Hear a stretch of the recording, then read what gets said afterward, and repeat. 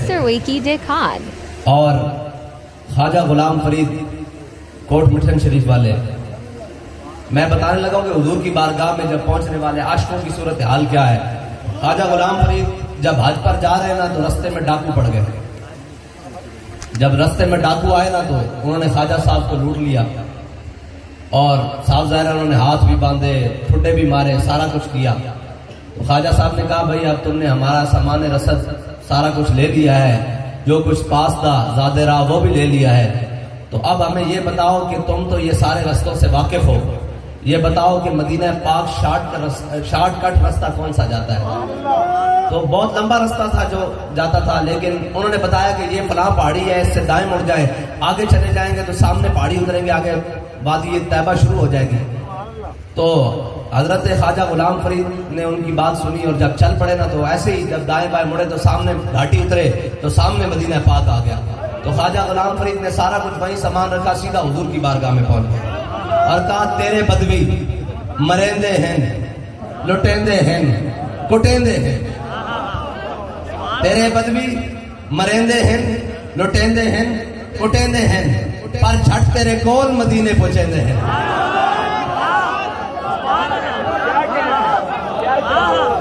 عاشق جو ہے نا، عاشق یہ ہر بات میں لذت لیتے ہیں جی۔ اس کی لذت لینے کا یہ مثال ہے کہ جب امیر المجاہدین کو اتارا گیا نا سیڑھیوں سے تو گھسیٹ کر لے کے جا رہے ہیں، تو وہ پریشان آگے پیچھے، جناب بچو ہٹو، تو بابا جی مسکرا رہے ہیں۔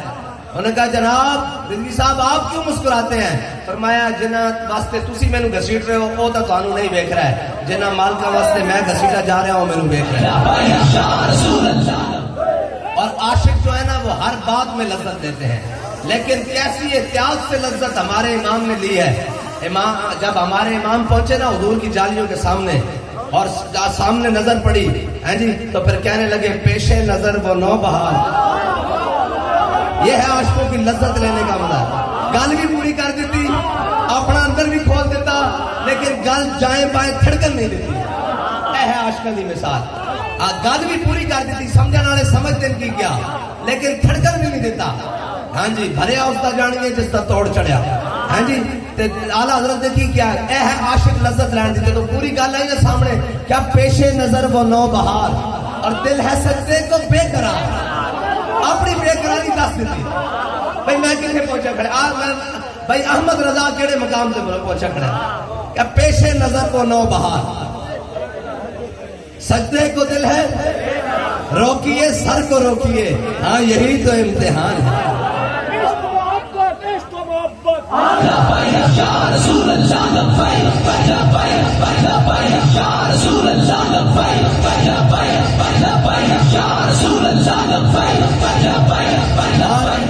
امام احمد رضا نے یہ بات آخری کیوں کی ہے؟ یہ آخری بات ہے نا، پیش نظر وہ نو بہار، اس کے بعد آگے بچتا ہی کچھ نہیں ہے جی۔ تو یہ آخری بات کیوں کی ہے؟ یہ آخری بات اس لیے کی ہے کہ میرے آقا مولا صلی اللہ تعالیٰ علیہ وسلم جب غزوہ تبوک میں تشریف لے گئے نا، تو حضور جب واپس آئے تو حضور حضرت کعب بن مالک، مرارہ بن ربیعہ اور ہلال بن امیہ، حضور ان کے ساتھ ناراض ہو گئے کیونکہ یہ حضور کے ساتھ تبوک میں نہیں گئے۔ آج لوگ ہمیں کہتے ہیں کہ جناب آپ ان کے خلاف کیوں باتیں کرتے ہیں؟ میں نے کہا یہ حضور کی سنت ہے، جو میدان میں نہ نکلے اس سے ناراض ہونا، یہ حضور کی سنت ہے۔ اور یہ ہمارے شاہ صاحب زیادہ پڑھ رہے تھے تو میں اس کی جناب آگے تشریح کر دوں، انہوں نے بڑا خوبصورت بیان فرمایا۔ تو یہ پڑھ رہے تھے تو حضرت کعب بن مالک حضور کی بارگاہ میں آ گئے۔ حضور نے فرمایا کعب کیوں نہیں آئے تم تبوک؟ کہا یا رسول اللہ بڑی گلاں آندیاں، میں بڑا شاعر بھی ہاں، بڑا منا ترنا گل باز بھی ہاں، لیکن تیرے آگے ہیں یوں دبے لچے فسہارب کے۔ کہ یا رسول اللہ بڑی گلاں آندیاں لیکن تواڈے نال کوئی گل نہیں، سچی گل ہے، سستی ہو گئی۔ حضور نے فرمایا اٹھ جاؤ، تواڈا فیصلہ اللہ کرے گا۔ اعلیٰ حضرت نے آخری بات کیوں کی؟ صحابہ کی سنت ہے۔ ایک دن میرے آقا مولا صلی اللہ تعالیٰ علیہ وسلم نے اپنے غلام حضرت بلال کو بھیجا، ہاں جی حضرت بلال کو بھیجا حضور نے، فرمایا بلال جاؤ کعب بن مالک کے دروازے پر دستک دو، مرارہ بن ربیعہ کے دروازے پر دستک دو، اور ہلال بن امیہ کے دروازے پر دستک دو، اور جا کر ان سے کہو کہ اپنی بیویاں میکے بھیج دیں، اپنی بیویاں گھروں سے بھیج دیں، اپنے میکے بھیج دیں۔ اب یہ ہے آخری بات کرنا حضور کی بارگاہ میں، عاشقوں کا اپنا اپنا انداز ہوتا ہے. جب حضرت کعب بن مالک کا دروازہ کٹکھٹانا تو لب کے دروازے کی طرف ہو سکتا ہے کوئی جاں فضا بات آئی ہو, کہ ہو سکتا ہے حضور کی در سے معافی آئی ہو. جب دیکھا تو بلال کھڑے اور خوش ہوئے اور کہا, حضرت بلال نے کہا حضور فرماتے ہیں اپنی بیویاں میں کے بھیج دو. تو حضور کی یہ بات سن کر پریشان نہیں ہوئے اور خوش ہوئے. کہا بلال پوچھ کر آؤ حضور سے کہ طلاقیں دے کے بھیجنی ہے یا ویسے ہی بھیجنی ہے. نہ اس دھرتی پیدا کیتا ہے نہ جان نہ سارا مرگا. یہ ہے حضور کی بارگاہ میں آخری بات کر دینے. کیا مالکاں کو پوچھو یہ رکھیے تھوڑے نام دے ہوئی تسی دسو انہوں نے ہونے بھیجنا یا ایویں بھیجنا یا طلاقہ دے کے بھیجنا. حضرت بلال دوڑے حضور کی بارگاہ میں, کیا یا رسول اللہ کعب عرض کر دیں کہ طلاقہ دے کے بھیجنا یا ایویں. حضور نے فرمایا نہیں نہیں نہیں ویسے ہی بھیجنی ہے, ویسے طلاقہ دے کے نہیں بھیجنی ہے. ہاں اے حضور کی بارگاہ میں آخری گل کر دینا. اعلی حضرت نے بھی تاں کیا پیش نظر وہ نو بہار, ہاں بے قرار اور روکیے سر کو روکیے. ہاں تو یہی تو امتحان ہے. یہ ہے امام احمد رضا دی شان. اور امام احمد رضا جدو آج کل گئے نا, اور امام صاحب نے دولت المکیہ لکھی 8 گھنٹے لکھی.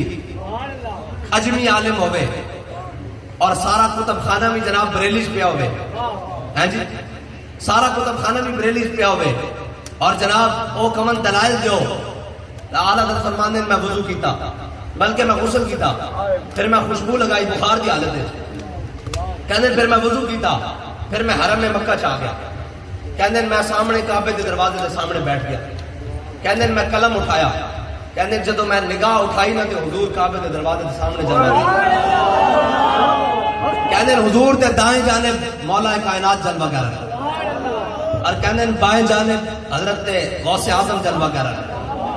اعلیٰ حضرت کو کس نے پوچھا تو کتاب لکھی کس طرح؟ انہیں کیا حضور فرماندے رہے, کدی حضور فرما کے مولا کائنات کی طرف دیکھ کے مسکران دے, کہنے میں درج کر لیندہ. کدی حضور فرما کے حضرت غوث اعظم کی طرف دیکھ کے مسکران دے تے میں درج کر لیندہ. کہنا حضرت امام محمد رضا فرماندے حضور فرماندے رہے میں کتاب لکھتا رہا, پوری کتاب پڑھتا. اس کا مطلب ہے کہ جنہیں حضور دی زیارت کرنی نا وہ اعلیٰ حضرت نے لکھے ہوئے انہاں الفاظ میں پڑھے تھے اور تصور کرے کہ حضور نے لکھا.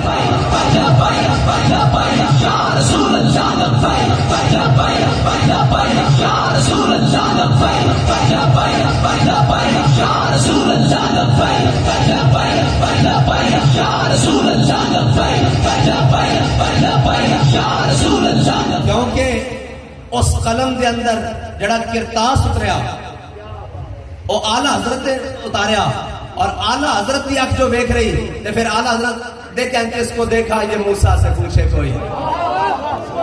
بس جس نے دیکھنا وہ دیکھے, ان الفاظ ہوتے کہ حضور بیان فرما رہے ہیں اور اعلیٰ حضرت لکھ رہے ہیں.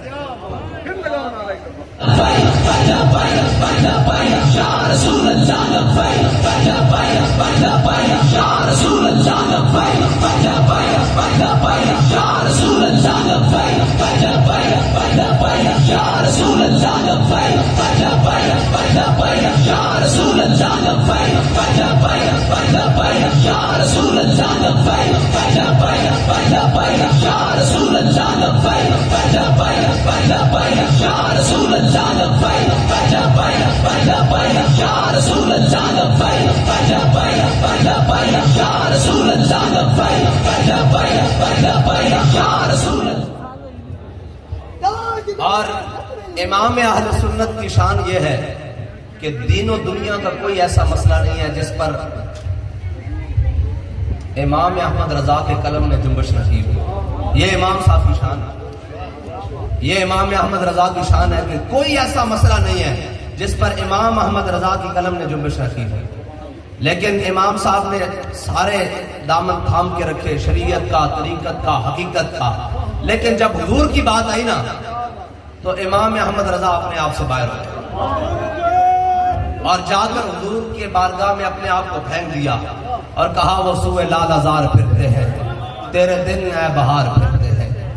یہاں ہمارے نعت خوان پڑھتے ہیں ادب کا تقاضا کرتے ہوئے کہ کوئی کیوں پوچھے تیری بات رضا, تجھ سے شہدہ ہزار پھرتے ہیں. میں یہاں تصحیح کرتا جاؤں کہ یاد رکھنا مول مالکہ دی بارگاہ چو سے لفظ دا پیا, اس دی مثال ہے کہ امیر المجاہدین عالم بھی ہیں، فاضل بھی ہیں، شیخ بھی ہیں، حقیقت نال واقف، شریعت نال واقف، ساریاں گلاں، حافظ الحدیث، حافظ قرآن، حافظ اقبال، حافظ اعلی حضرت، حافظ قصیدہ پترا، حافظ قصیدہ بانت سواد، سارا کچھ حفظ ہے جی. اور سارا کچھ پڑھن تو بعد جدو امیر المجاہدین نے سارا کچھ سمیٹیا نا اور اپنے امام دی طرف دیکھیا کہ امام کی کہندا، کوئی کیوں پوچھے تیری بات اے رضا، تجھ سے کتے ہزار پھرتے ہیں. تے بابا جی نے فرمایا ہے بارگاہ رسالت ہے ساڈا امام کتے کھڑیا، عشق و محبت دا امام. تے فرمایا میں کتا پاک رسول اللہ دا. تے سارا علم اپنی جگہ، تعلیم اپنی جگہ، ساری خدمات اپنی جگہ، حضور دی بارگاہ لفظ اے ہی قبول ہوئے.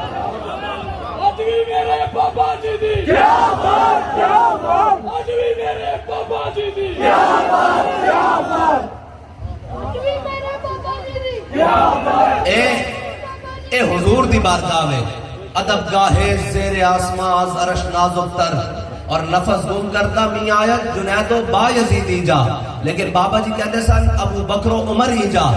ایک تضمین کی تھی تے پھر بابا جی نے فرمایا جب یہ آیت نازل ہوئی نا یا ایھا الذین آمنوا لا ترفعوا اصواتکم فوق صوت النبی، ہیں جی یہ جب آیت نازل ہوئی تے فرمایا حضرت جناب سیدنا صدیق اکبر اصدق الصادقین افضل الخلق بعد الانبیاء، ہیں جی آپ کہتے ہیں حضور نال اس طرح کلام فرماندے جس طرح کنا وچ سرگوشیاں کی دیا جاتی ہیں.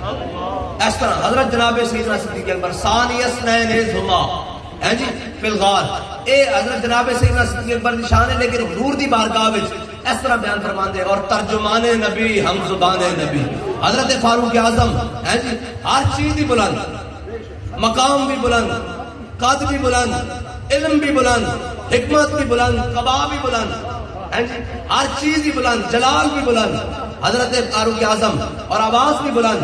لیکن کہنے میں حضرت فاروق اعظم حضور دی بارگاہ وچ اس طرح عرض کرتے کہ حضور فرماندے عمر کی کہنا ذرا اونچی آواز نال بول، اتنی دھیمی آواز نال اے حضور دی بارگاہ.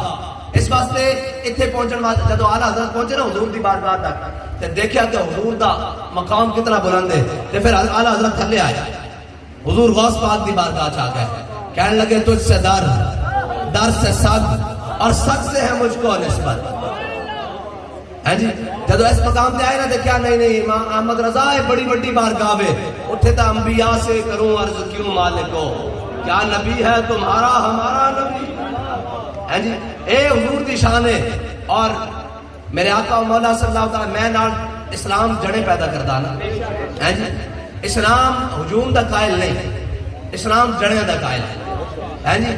ایک جڑا پوری برے صغیر وچ بلکہ پوری دنیا وچ امام احمد رضا نے ایسا گستاخ مار سپرے کیتا جتھوں کوئی جمدا اوتھے رزقی ہڈی رکھن واسطے پہنچ جاندا.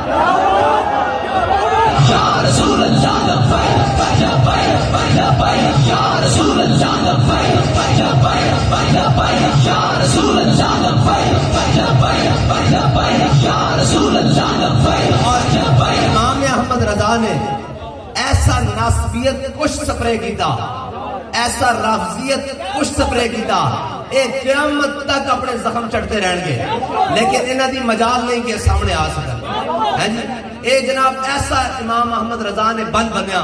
آل سنت کا ہے بیڑا پار، اصحاب حضور نجم ہے اور ناؤ ہے عطرت رسول اللہ.